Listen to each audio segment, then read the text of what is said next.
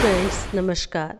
आज मैं आपके सामने बेहद ही असरदार जज्बाती कहानी अब वही होगा लेकर आई हूँ, जिसे सकीना फारूक मैम द्वारा लिखा गया है। आसमान पर छाए हुए गहरे बादल और टप टप बरसती बूंदें माहौल पर एक अजीब सी उदासी तारी कर रही थी। न जाने माहौल उदास था या उसके अंदर ही उदासी फैली हुई थी, जो उसे हर चीज़ उदास कर देने वाली महसूस हो रही थी।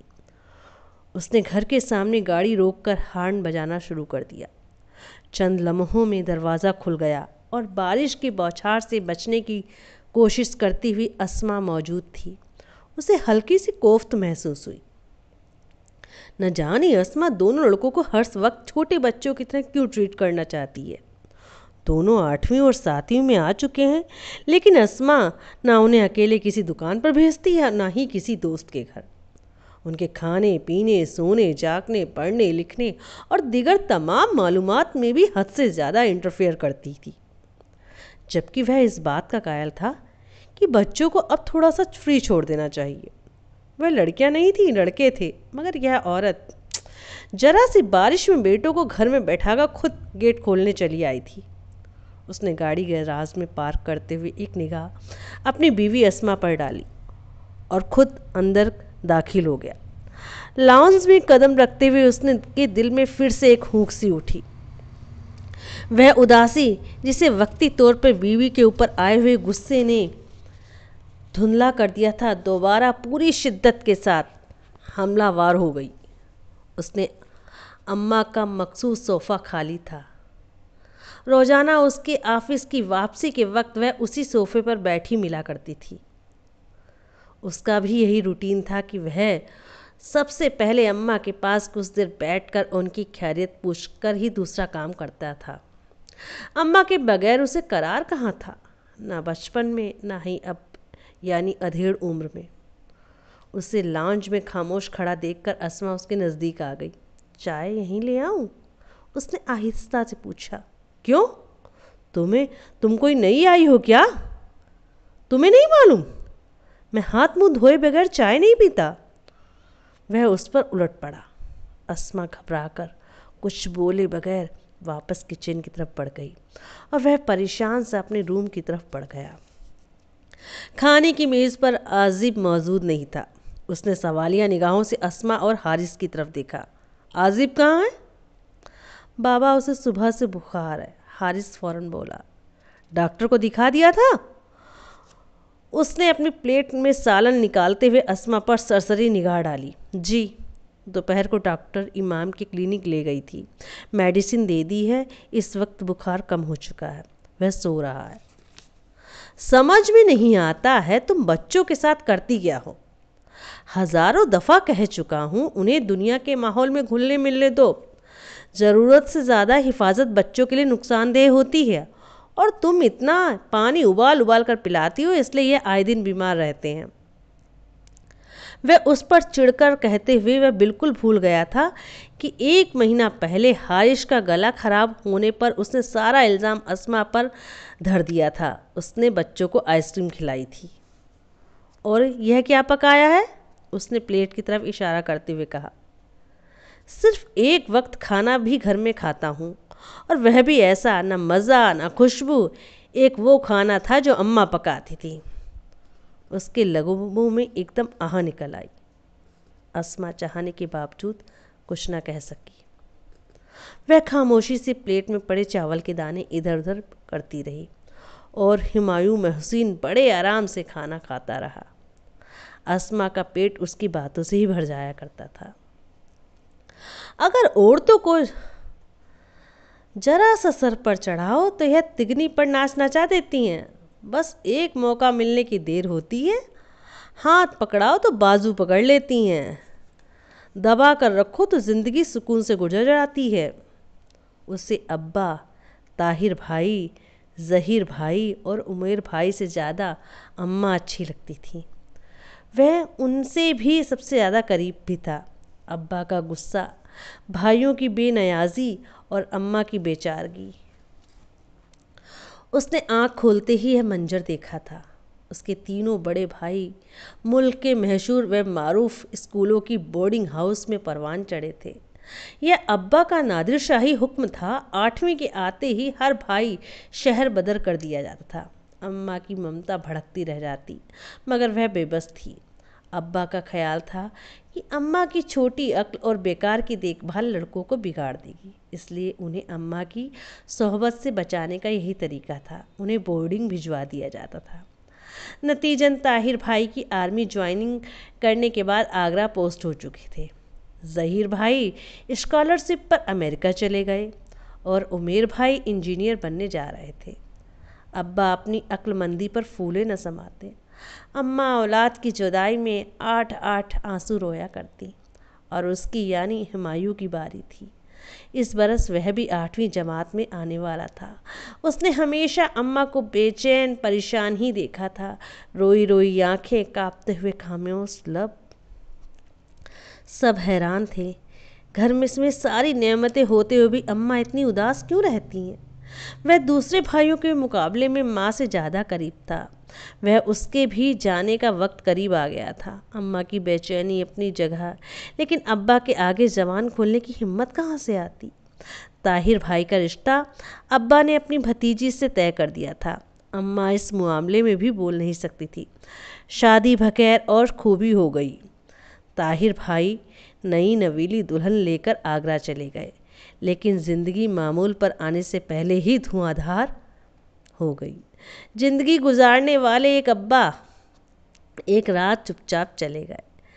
दिल का पहला दौरा ही जानलेवा साबित हुआ। उनके जाने के बाद अम्मा की आंखों की वीरानी और बढ़ गई।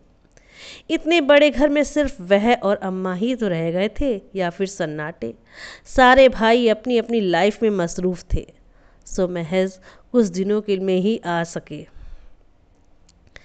ताहिर ने उसके बोर्डिंग हाउस जाने का दाखिले के बारे में अम्मा से पूछा। उन्होंने साफ इनकार कर दिया और फिर उन्होंने इस आखिरी औलाद को सीने से लगा कर रखा और अपनी बाकी ज़िंदगी गुजार दी।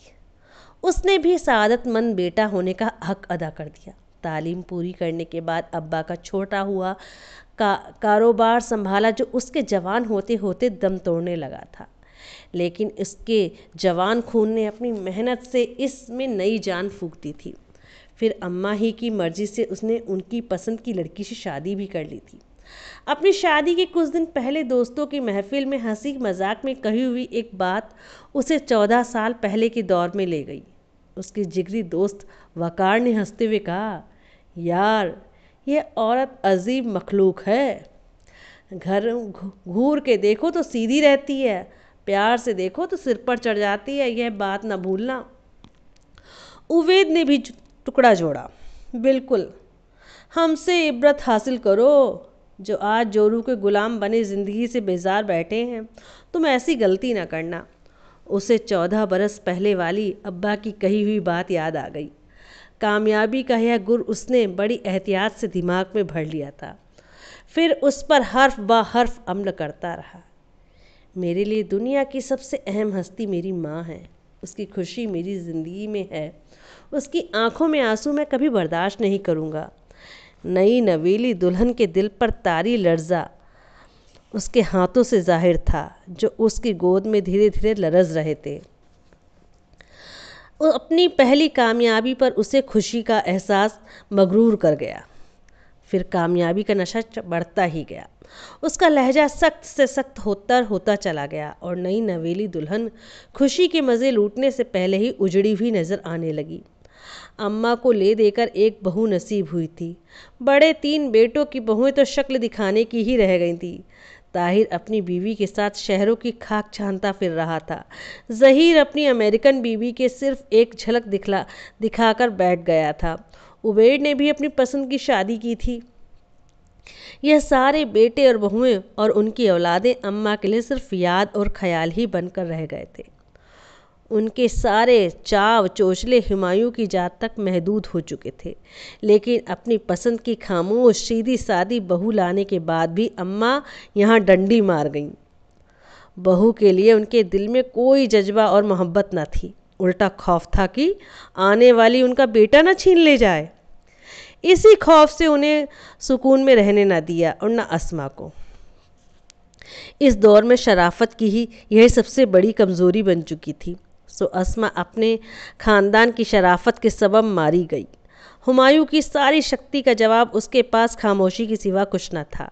घर में क्या होना है, कब होना है, कैसे होना है, सारे फैसले अम्मा और हुमायूं के हाथ में थे। हाँ, अमल करना उसकी जिम्मेदारी थी। वह बखूबी निभा रही थी। दोनों बेटों के नाम अम्मा ने रखे। उनको किस स्कूल में और कब भेजना है यह फैसला हुमायूं ने किया। उसे फैसलों में शामिल होने या मशवरा देने तक की इजाज़त ना थी। चुपचाप ओंठों पे ताला लगाए कई साल गुजार दिए। हाँ, अपने बेटों से मोहब्बत करने को उसे कोई न रोक पाया।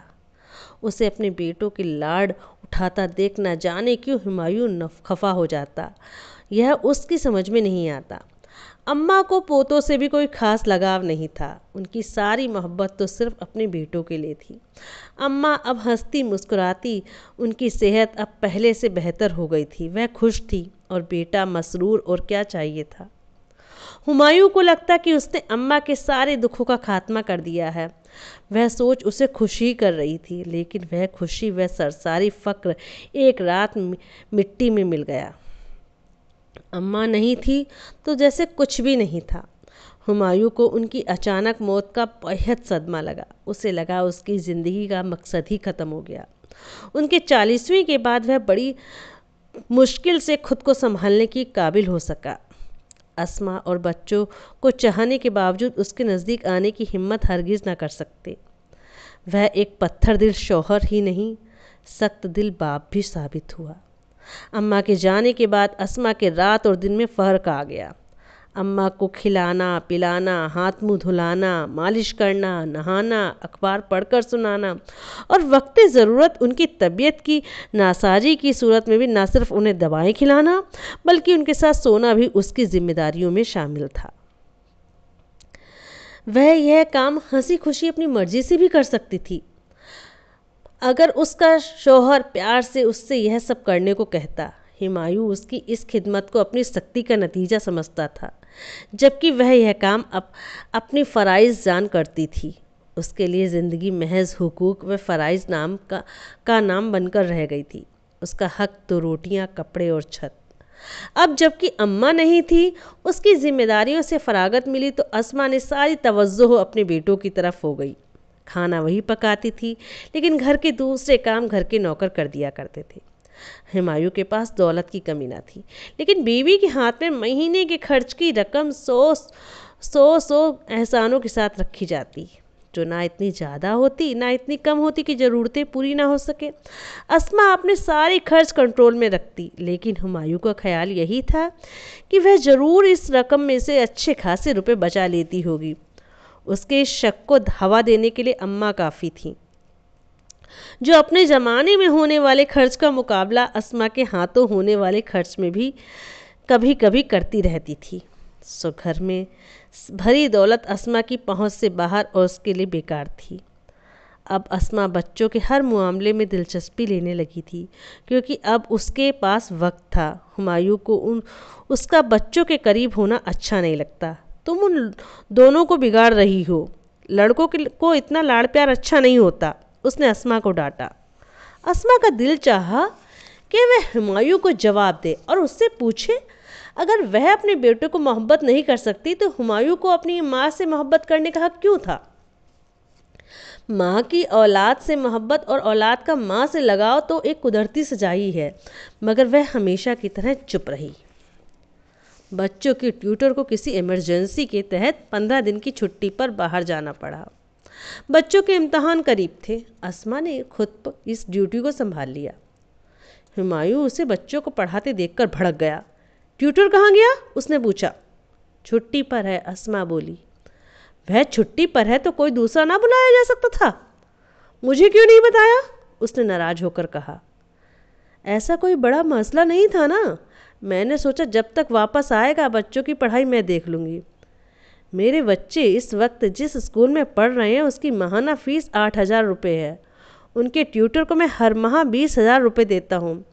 मैंने बहुत छानबीन कर उसे रखा था और तुम कह रही हो कोई मसला नहीं है, तुम पढ़ा लोगी। तुम यानी कि तुम? हुमायूं ने उसकी एमए की इंग्लिश की डिग्री जूते में लपेटकर उसके मुंह पर दे मारी। चोट बड़ी सख्त थी। उसे हर बार हुमायूं की तरफ से जो नई तकलीफ पहुंची थी, शुरू शुरू में दर्द करती थी, मगर फिर वह आहिस्ता आहिस्ता वह दर्द बर्दाश्त करने की आदी हो गई थी। हुमायूं ने आजिब और हारिस को बोर्डिंग हाउस भेजने का फैसला कर लिया था।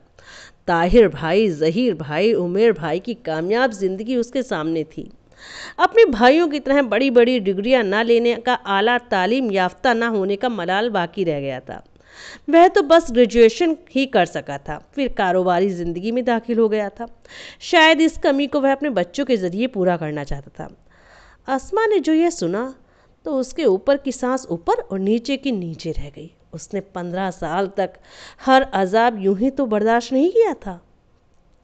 उसके सामने उसके बच्चे थे जिनसे वह बेहद प्यार करती थी, और अब उसका आखिरी सरमाया भी छीनने जा रहा था। उसने सामने उसकी सास की ज़िंदगी भी थी। उन्होंने अपने बड़े 3 बेटों की जुदाई सहते हुए गुजारी थी। उसकी दूरी की कसर हुमायूं ने पूरी कर ली थी और अपने दुख की सज़ा अस्मा को देकर अपनी भड़ास निकाल ली। सच है, इंसान ही उसे दबाता है जो कमज़ोर होता है, और अस्मा से ज़्यादा कमज़ोर इस घर में भला कौन है। बच्चे चले जाते तो भला उसके पास क्या रह जाता।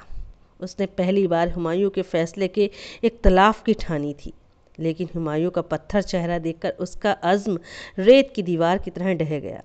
लरजते कांपते होठों के बस यही कह पाई, बच्चों का यह स्कूल भी बहुत अच्छा है, फिर बोर्डिंग। उसका जुमला हुमायूं ने काट दिया। मेरा फैसला अटल है। मैं अपने बच्चों की भलाई तुमसे ज़्यादा अच्छी तरह से जानता हूँ। अस्मा की जवान फिर से लड़खड़ाकर रुक गई। वह पत्थर से सिर फोड़ सकती थी, शायद उसके कुछ हासिल हो जाए, मगर हुमायूं से कुछ कहना पत्थर से सिर फोड़ने के बराबर था। पहले ही जिंदगी कौन सी आसान थी, जो रहा सहा सुकून भी गारत हो गया था। वह खाना पीना सोना सब भूल चुकी थी। जैसे जैसे बच्चों के जाने के दिन करीब आ रहे थे, उसकी हालात पागलों जैसी होते जाते रहे थे। उसकी खामोश इल्तिजा और आंसू भरी निगाहें हुमायूं जैसे पत्थर को पिघलाने के लिए नाकाफ़ी थी। अम्मा उसके भूलने वाली चीज़ ना थी। उसे हर वक्त ही उनकी याद आती रहती थी। अपने बचपन के दिन, अम्मा का चुपचाप कामों में लगे रहना, रातों को दबी आवाज़ में रोना उसे अभी तक याद था। अम्मा की मौजूदगी में वह बचपन के दिन उसे याद नहीं आते थे, लेकिन अम्मा का रोना भूलकर हंसना शुरू हो गई थी। हुमायूं की मोहब्बत ने उनके दुखों को हल्का कर दिया था, मगर अम्मा के जाने के बाद उसे पुराने दिन याद आने लगे। वह रात बहुत बोझल थी जब उसने ख्वाब में अम्मा और अब्बा दोनों को देखा था। बड़ी अजीब बात थी, उसे बाप की याद कम ही आया करती थी। शायद उसकी वजह उनके बचपन में ही चले जाना हो। बहरहाल कुछ भी हो, अम्मा तो कई बार मगर अब्बा पहली बार ख्वाब में आए थे। सुबह उठने के बाद उसका दिल भारी भारी हो रहा था। बाहर जाने की हिम्मत नहीं रही थी। उसने फ़ोन पर मैनेजर को ज़रूरी बातें बताकर अपने ना आने का बता दिया और खुद लॉन्च में आकर बैठ गया। अखबार पढ़ रहा था। अस्मा की सूरत नज़र आई। वह आहिस्ता आहिस्ता कदम उठाती हुई नज़दीक आई और उसके सामने आकर बैठ गई। ऐसा इत्तेफाक तो पहले कभी ना हुआ था कि वह और आसमा कभी लॉन्च में एक साथ बैठे हों, कभी खुश गप्पियाँ की हों या टीवी देखा हो। वह अम्मा की ज़िंदगी में अम्मा के साथ यहाँ बैठा करता था। अम्मा का दिल बहलाने को इधर उधर की बातें किया करता था। अम्मा के पास बैठता तो बस अखबार उलट पलट करता या टीवी के चैनल्स बदल बदल के खबरें सुन ली थी, और बस। अस्मा तो अपने कामों में ही मसरूफ़ कहीं इधर उधर होती थी। यह पहला मौका था कि वह लॉन्ज में आकर उसके सामने बैठ गई थी। उसने चौंक कर बीबी की तरफ देखा। सुर्ख आँखें, जर्द सूखे ओंठ, मैले कुचैले कपड़े, उसके दिमाग में जैसे छनाका सा हुआ। यह सूरत उसने बड़े अरसे के बाद गौर से देखी थी। यह सूरत 15 साल पहले वाली अस्मा से बिल्कुल अलग थी। वह गुलाबी रंग, रसीले ओंठ और काली बड़ी बड़ी आँखें न जाने कहाँ खो गई थी। मगर वह अस्मा थी तो यह कौन है? उसने अस्मा की खामोशी का फ़ायदा उठाते हुए उसे एक बार फिर गौर से देखा। लरजते हुए ऊँट कुछ कहने को बेताब थे, मगर कह न पा रहे थे। उसे यह मंजर यह सूरत कुछ जानी पहचानी सी लगी, मगर फौरी तौर पर कुछ याद ना आ पाया। इसी बीच में अस्मा ने निगाह उठाकर उसकी तरफ देखा। अस्मा के देखने की देर थी कि उसकी आंखों पर छाए पर्दे जैसे हट गए। यह सूरत किसी और की नहीं, उसकी माँ की थी। यह वीरान और उदास आंखें अस्मा की नहीं, उसकी माँ की ही थीं। ऐसी ही तो थी अम्मा। अब्बा के सामने उसकी यही तो हालत होती थी। अब्बा शायद बेखबर थे, मगर वह तो नहीं था। वह तो माँ का दर्द जानता था और इसी दर्द को दूर करने की कोशिश तो वह तमाम उम्र करता रहा था। उसे अस्मा एकदम अम्मा की तरह लगी। वह गड़बड़ाकर सीधा होकर बैठ गया। अस्मा ने कुछ कहने के लिए ओंठ खोले, मगर वह सिर्फ लरज कर रह गए। उनमें से कोई आवाज़ न निकली। हुमायूं को लगा जैसे वह जब्त कर गया, अपने पास में पहुंच गया और उसके सामने अब्बा की सख्तियां झेलती, लरजती, कांपती अम्मा बैठी हों। जब भी अम्मा को झिड़कते और बेभाव की सुनाते, अम्मा किसी ने से कुछ कहे बगैर चुपचाप किसी कोने में बैठकर अपने आंसू पीने की कोशिश में लग जाती। और अगर ऐसे में कहीं उस तरफ आ निकलता तो उसका दिल दुख से भर जाता था। उनके करीब आता और धीरे धीरे उनके हाथ सहलाता रहता, और वह और कर भी क्या सकता था। लेकिन अम्मा के लिए उसका यह रवैया तिनके जैसा सहारा था, किसी बड़े पेड़ की तरह मजबूत साबित होता, और वह वक्ती तौर पर अपना दुख भूलकर मुस्कुराने लगती। अम्मा को उसने इतने सुख दिए कि वह दुनिया की मुस्कुराते हुए गई थीं। हुमायूं का दिल घबराने लगा। वह कुर्सी पर सीधा बैठ गया। अस्मा अपने तमाम हिम्मत जमा करने के बावजूद अभी तक जबान से कुछ बोल नहीं पाई थी। उसे कुछ कहने के लिए मुंह खोला, लेकिन हलक में आवाज़ न निकली। बस कुछ देर को हुमायूं से उसकी आंख मिली थी। हुमायूं बेकरार होकर उसके करीब आ गया था। उसने नरमी से अस्मा के हाथ को थाम लिया और आहिस्ता आहिस्ता उसे थपकने लगा। अस्मा हैरानी से शौहर को देखने लगी। फिर न जाने हुमायूं को क्या हुआ, वह एकदम फूट फूट कर रोने लगा। उसके लबों के लिए सिर्फ अम्मा का लफ्ज़ निकल रहा था। अस्मा ने उसे इतना फूट फूट कर रोते हुए अम्मा की मौत पर देखा था, वरना हुमायूं की बेहिसी में तो कोई शक न था। उसे लगा कि हुमायूं को शायद अम्मा की याद आ गई। वह घबराकर खड़ी हो गई। हुमायूं ने उसे बड़ी बेतकल्लुफ़ी से उस दर्जे की कभी भी न की थी। वह एक दूसरे से दिल की बात कर लेते। एक बार उसके मुंह से लरजती हुई आवाज़ में सिर्फ एक लफ्ज़ ही निकल पाया, अम्मा। हुमायूं ने उसके हाथों को सख्ती से थाम लिया और बोला, हाँ अम्मा। एक दफ़ा फिर अम्मा। मगर तुम मत घबराओ, अब वही होगा जैसा तुम चाहोगी। मुझे मुआफ़ कर दो, बस एक बार मुआफ़ कर दो। हुमायूं ने आंसू रोकने का नाम नहीं ले रहे थे। वह हैरान और परेशान खड़ी उसकी ओर देख रही थी। ये कहानियाँ हमारे आसपास के परिवेश में कहीं ना कहीं बिखरी पड़ी हैं। आसपास के घरों में कहीं ना कहीं देखने को भी मिल जाती हैं। इसलिए आपको अगर मेरी कहानियाँ पसंद आ रही हैं तो please like, comment, share and subscribe ज़रूर करें। और अपना इतना कीमती वक्त देने के लिए आपका बहुत बहुत शुक्रिया।